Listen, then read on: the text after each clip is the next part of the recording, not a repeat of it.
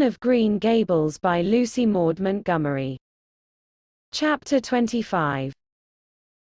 Matthew insists on puffed sleeves. Matthew was having a bad 10 minutes of it. He had come into the kitchen, in the twilight of a cold, grey December evening, and had sat down in the woodbox corner to take off his heavy boots, unconscious of the fact that Anne and a bevy of her schoolmates were having a practice of the Fairy Queen in the sitting room. Presently they came trooping through the hall and out into the kitchen, laughing and chattering gaily. They did not see Matthew, who shrank bashfully back into the shadows beyond the woodbox with a boot in one hand and a bootjack in the other, and he watched them shyly for the aforesaid 10 minutes as they put on caps and jackets and talked about the dialogue and the concert. Anne stood among them, bright-eyed and animated as they. But Matthew suddenly became conscious that there was something about her different from her mates. And what worried Matthew was that the difference impressed him as being something that should not exist.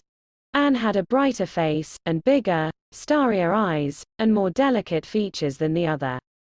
Even shy, unobservant Matthew had learned to take note of these things, but the difference that disturbed him did not consist in any of these respects. Then in what did it consist? Matthew was haunted by this question long after the girls had gone, arm in arm, down the long, hard-frozen lane and Anne had betaken herself to her books. He could not refer it to Marilla, who, he felt, would be quite sure to sniff scornfully and remark that the only difference she saw between Anne and the other girls was that they sometimes kept their tongues quiet while Anne never did. This, Matthew felt, would be no great help. He had recourse to his pipe that evening to help him study it out, much to Marilla's disgust. After 2 hours of smoking and hard reflection, Matthew arrived at a solution of his problem. Anne was not dressed like the other girls. The more Matthew thought about the matter, the more he was convinced that Anne never had been dressed like the other girls, never since she had come to Green Gables. Marilla kept her clothed in plain, dark dresses, all made after the same unvarying pattern. If Matthew knew there was such a thing as fashion in dress, it was as much as he did. But he was quite sure that Anne's sleeves did not look at all like the sleeves the other girls wore. He recalled the cluster of little girls he had seen around her that evening, all gay in waists of red and blue and pink and white, and he wondered why Marilla always kept her so plainly and soberly gowned. Of course, it must be all right. Marilla knew best and Marilla was bringing her up. Probably some wise, inscrutable motive was to be served thereby. But surely it would do no harm to let the child have one pretty dress, something like Diana Barry always wore. Matthew decided that he would give her one. That surely could not be objected to as an unwarranted putting in of his oar. Christmas was only a fortnight off. A nice new dress would be the very thing for a present. Matthew, with a sigh of satisfaction, put away his pipe and went to bed, while Marilla opened all the doors and aired the house. The very next evening Matthew betook himself to Carmody to buy the dress, determined to get the worst over and have done with it. It would be, he felt assured, no trifling ordeal. There were some things Matthew could buy and prove himself no mean bargainer, but he knew he would be at the mercy of shopkeepers when it came to buying a girl's dress. After much cogitation, Matthew resolved to go to Samuel Lawson's store instead of William Blair's. To be sure, the Cuthberts always had gone to William Blair's. It was almost as much a matter of conscience with them as to attend the Presbyterian church and vote Conservative. But William Blair's 2 daughters frequently waited on customers there and Matthew held them in absolute dread. He could contrive to deal with them when he knew exactly what he wanted and could point it out. But in such a matter as this, requiring explanation and consultation, Matthew felt that he must be sure of a man behind the counter. So he would go to Lawson's, where Samuel or his son would wait on him. Alas! Matthew did not know that Samuel, in the recent expansion of his business, had set up a lady clerk also. She was a niece of his wife's and a very dashing young person indeed, with a huge, drooping pompadour, big, rolling brown eyes, and a most extensive and bewildering smile. She was dressed with exceeding smartness and wore several bangle bracelets that glittered and rattled and tinkled with every movement of her hands. Matthew was covered with confusion at finding her there at all. And those bangles completely wrecked his wits at one fell swoop. "What can I do for you this evening, Mr. Cuthbert?" Miss Lucilla Harris inquired, briskly and ingratiatingly, tapping the counter with both hands. "Have you any, well now, say any garden rakes?" stammered Matthew. Miss Harris looked somewhat surprised, as well she might, to hear a man inquiring for garden rakes in the middle of December. "I believe we have one or two left over," she said, "but they're upstairs in the lumber room. I'll go and see." During her absence, Matthew collected his scattered senses for another effort. When Miss Harris returned with the rake and cheerfully inquired, "Anything else tonight, Mr. Cuthbert?" Matthew took his courage in both hands and replied, "Well now, since you suggest it, I might as well that is, buy some hazed." Miss Harris had heard Matthew Cuthbert called odd. She now concluded that he was entirely crazy. "We only keep hazed in the spring," she explained loftily. "We've none on hand just now." "Oh, certainly, just as you say," stammered unhappy Matthew, seizing the rake and making for the door. At the threshold he recollected that he had not paid for it and he turned miserably back. While Miss Harris was counting out his change, he rallied his powers for a final desperate attempt. "Well now, if it isn't too much trouble, I might as well, that is, I'd like to look at some sugar." "White or brown?" queried Miss Harris patiently. "Oh, well now, brown," said Matthew feebly. "There's a barrel of it over there," said Miss Harris, shaking her bangles at it. "It's the only kind we have. I'll take 20 pounds of it," said Matthew, with beads of perspiration standing on his forehead. Matthew had driven halfway home before he was his own man again. It had been a gruesome experience, but it served him right, he thought, for committing the heresy of going to a strange store. When he reached home he hid the rake in the tool house, but the sugar he carried into Marilla. "Brown sugar!" exclaimed Marilla. "Whatever possessed you to get so much? You know I never use it except for the hired man's porridge or black fruit cake. Jerry's gone and I've made my cake long ago. It's not good sugar, either, it's coarse and dark. William Blair doesn't usually keep sugar like that." I thought it might come in handy sometime," said Matthew, making good his escape. When Matthew came to think the matter over, he decided that a woman was required to cope with the situation. Marilla was out of the question. Matthew felt sure she would throw cold water on his project at once. Remained only Mrs. Lynde. For of no other woman in Avonle would Matthew have dared to ask advice. To Mrs. Lynde he went accordingly, and that good lady promptly took the matter out of the harassed man's hands. "Pick out a dress for you to give Anne." "To be sure I will. I'm going to Carmody tomorrow and I'll attend to it. Have you something particular in mind?" "No." "Well, I'll just go by my own judgment then. I believe a nice rich brown would just suit Anne. And William Blair has some new Gloria in that's real pretty. Perhaps you'd like me to make it up for her, too, seeing that if Marilla was to make it, Anne would probably get wind of it before the time and spoil the surprise." "Well, I'll do it. No, it isn't a mite of trouble. I like sewing. I'll make it to fit my niece, Jenny Gillis, for she and Anne are as like as two peas as far as figure goes." "Well now, I'm much obliged," said Matthew, and, I dunno. But I think they make the sleeves different nowadays to what they used to be. If it wouldn't be asking too much, I'd like them made in the new way. Puffs, of course. You needn't worry a speck more about it, Matthew. I'll make it up in the very latest fashion," said Mrs. Lynde. To herself she added when Matthew had gone, "It'll be a real satisfaction to see that poor child wearing something decent for once.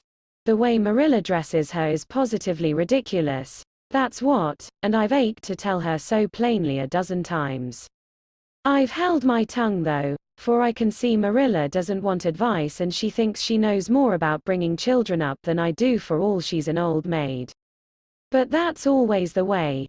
Folks that has brought up children know that there's no hard and fast method in the world that'll suit every child. But them as never have think it's all as plain and easy as rule of 3. Just set your 3 terms down so fashion, and the sum'll work out correct. But flesh and blood don't come under the head of arithmetic, and that's where Marilla Cuthbert makes her mistake. I suppose she's trying to cultivate a spirit of humility in Anne by dressing her as she does. But it's more likely to cultivate envy and discontent.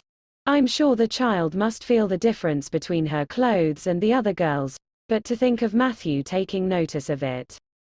That man is waking up after being asleep for over 60 years. Marilla knew all the following fortnight that Matthew had something on his mind, but what it was she could not guess, until Christmas Eve, when Mrs. Lynde brought up the new dress. Marilla behaved pretty well on the whole, although it is very likely she distrusted Mrs. Lynde's diplomatic explanation that she had made the dress because Matthew was afraid Anne would find out about it too soon if Marilla made it. So this is what Matthew has been looking so mysterious over and grinning about to himself for 2 weeks, is it? She said a little stiffly but tolerantly. I knew he was up to some foolishness. Well, I must say I don't think Anne needed any more dresses. I made her 3 good, warm, serviceable ones this fall, and anything more is sheer extravagance. There's enough material in those sleeves alone to make a waist, I declare there is. You'll just pamper Anne's vanity, Matthew, and she's as vain as a peacock now. Well, I hope she'll be satisfied at last, for I know she's been hankering after those silly sleeves ever since they came in, although she never said a word after the first. The puffs have been getting bigger and more ridiculous right along. They're as big as balloons now. Next year anybody who wears them will have to go through a door sideways. Christmas morning broke on a beautiful white world. It had been a very mild December and people had looked forward to a green Christmas. But just enough snow fell softly in the night to transfigure Avonle. Anne peeped out from her frosted gable window with delighted eyes. The firs in the haunted wood were all feathery and wonderful. The birches and wild cherry trees were outlined in pearl. The ploughed fields were stretches of snowy dimples. And there was a crisp tang in the air that was glorious. Anne ran downstairs singing until her voice re-echoed through Green Gables. Merry Christmas, Marilla. Merry Christmas, Matthew. Isn't it a lovely Christmas? I'm so glad it's white. Any other kind of Christmas doesn't seem real, does it? I don't like green Christmases. They're not green, they're just nasty faded browns and grays. What makes people call them green? Why, Matthew, is that for me? Oh, Matthew. Matthew had sheepishly unfolded the dress from its paper swathings and held it out with a deprecatory glance at Marilla, who feigned to be contemptuously filling the teapot, but nevertheless watched the scene out of the corner of her eye with a rather interested air. Anne took the dress and looked at it in reverent silence. Oh, how pretty it was. A lovely soft brown gloria with all the gloss of silk. A skirt with dainty frills and shirrings. A waist elaborately pin-tucked in the most fashionable way, with a little ruffle of filmy lace at the neck. But the sleeves, they were the crowning glory. Long elbow cuffs, and above them 2 beautiful puffs divided by rows of shirring and bows of brown silk ribbon. That's a Christmas present for you, Anne, said Matthew shyly. Why, Anne, don't you like it? Well now. For Anne's eyes had suddenly filled with tears. Like it? Oh, Matthew. Anne laid the dress over a chair and clasped her hands. Matthew, it's perfectly exquisite. Oh, I can never thank you enough. Look at those sleeves. Oh, it seems to me this must be a happy dream. Well, let us have breakfast, interrupted Marilla. I must say, Anne, I don't think you needed the dress, but since Matthew has got it for you, See that you take good care of it. There's a hair ribbon Mrs. Lind left for you. It's brown, to match the dress. Come now, sit in.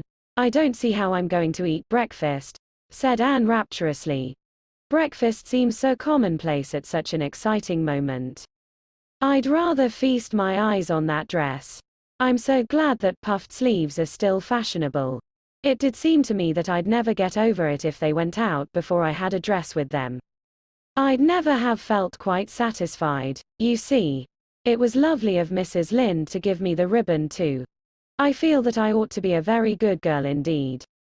It's at times like this I'm sorry I'm not a model little girl, and I always resolve that I will be in future. But somehow it's hard to carry out your resolutions when irresistible temptations come. Still, I really will make an extra effort after this. When the commonplace breakfast was over, Diana appeared, crossing the white log bridge in the hollow, a gay little figure in her crimson ulster. Anne flew down the slope to meet her. Merry Christmas, Diana. And oh, it's a wonderful Christmas. I've something splendid to show you. Matthew has given me the loveliest dress, with such sleeves. I couldn't even imagine any nicer. I've got something more for you, said Diana breathlessly. Here, this box. Aunt Josephine sent us out a big box with ever so many things in it, and this is for you. I'd have brought it over last night, but it didn't come until after dark, and I never feel very comfortable coming through the haunted wood in the dark now. Anne opened the box and peeped in. First a card with, "For the Anne girl and Merry Christmas," written on it. And then, a pair of the daintiest little kid slippers, with beaded toes and satin bows and glistening buckles. Oh, said Anne, Diana, this is too much. I must be dreaming. I call it providential, said Diana.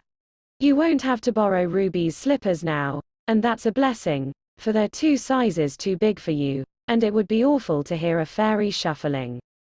Josie Pye would be delighted. Mind you, Rob Wright went home with Gertie Pye from the practice night before last. Did you ever hear anything equal to that? All the Avonle scholars were in a fever of excitement that day, for the hall had to be decorated and a last grand rehearsal held. The concert came off in the evening and was a pronounced success. The little hall was crowded. All the performers did excellently well, but Anne was the bright particular star of the occasion, as even envy, in the shape of Josie Pye, dared not deny. Oh, hasn't it been a brilliant evening? Sighed Anne, when it was all over and she and Diana were walking home together under a dark, starry sky. Everything went off very well, said Diana practically. I guess we must have made as much as $10. Mind you, Mr. Allen is going to send an account of it to the Charlottetown papers. Oh, Diana, will we really see our names in print? Anne fled to the pantry and returned with a small bottle partially filled with a brown liquid and labeled yellowly, "Best Vanilla." Marilla took it,